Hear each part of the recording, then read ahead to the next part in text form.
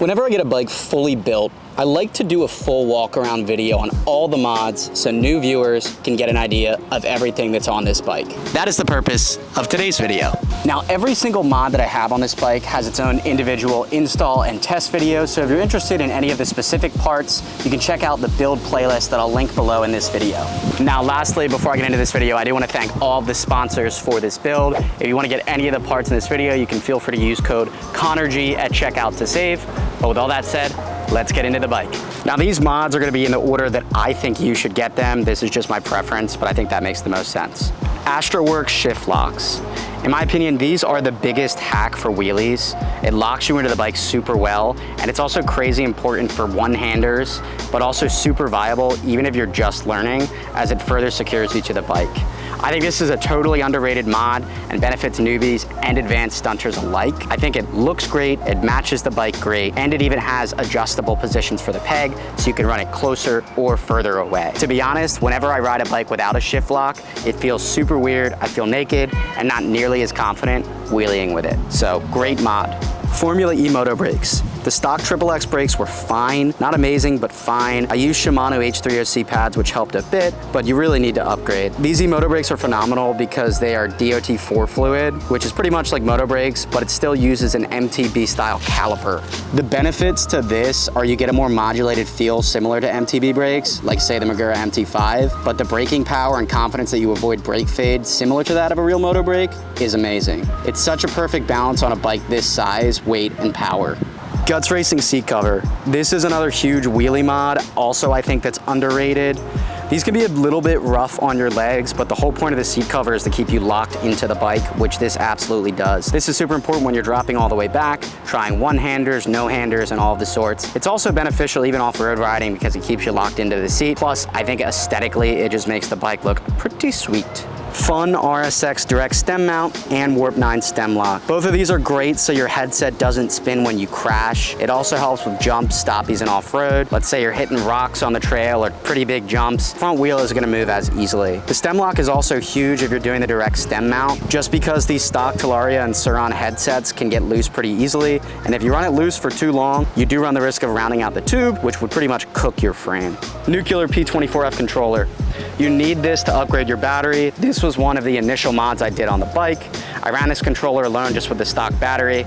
It's cool because I was able to tune everything to my liking and desire, so I had a pretty good stunt tune that my buddy Brooks, aka Fixin' Stuff, helped me with. It does come with this screen, which some love and some hate.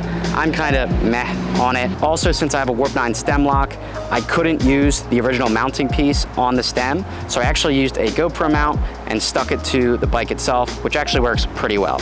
Shy 72 volt Titan X battery. This is by far the best mod for this bike. It literally allows you to push up to 15 kilowatts, which is pretty insane. It gives you way better range because it's 72 volt, 40 amp hour, which for context, stock is 60 volt, 40 amp hour. So you're getting 12 more volts, the same amp hours. Somehow Shy is able to fit it into the same battery compartment, which is awesome. So you're gonna get better range, you're gonna get way more power. It literally makes this thing feel like a mini 450, and you can ride for 3-4 hours straight if you're just stunning around the city. I also did a full range test on this battery, so you can check that video out also in the description.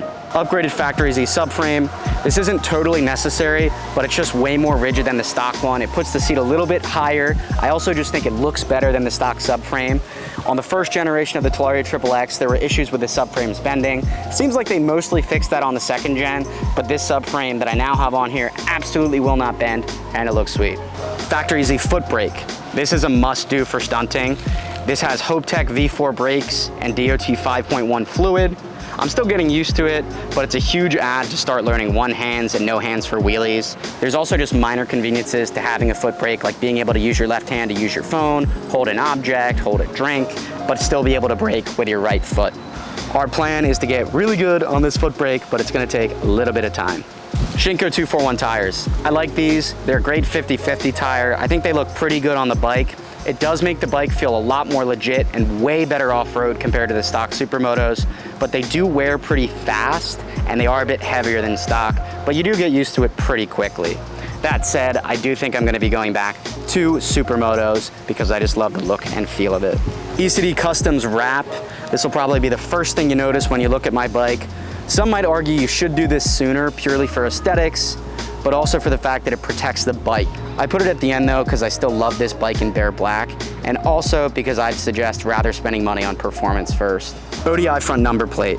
This is all aesthetics, looks great I think. It does take away your stock headlight. I currently just have an ACRUNU Amazon special headlight on that is USB-C rechargeable. I also have a separate video on that, but you could get a plug and play headlight if you really wanted to. So guys, there you have it. That is my fully upgraded Talaria XXX with all of the mods. Final price tally on all of this is here. Yeah, it ain't cheap, but it sure is a hell of a lot of fun.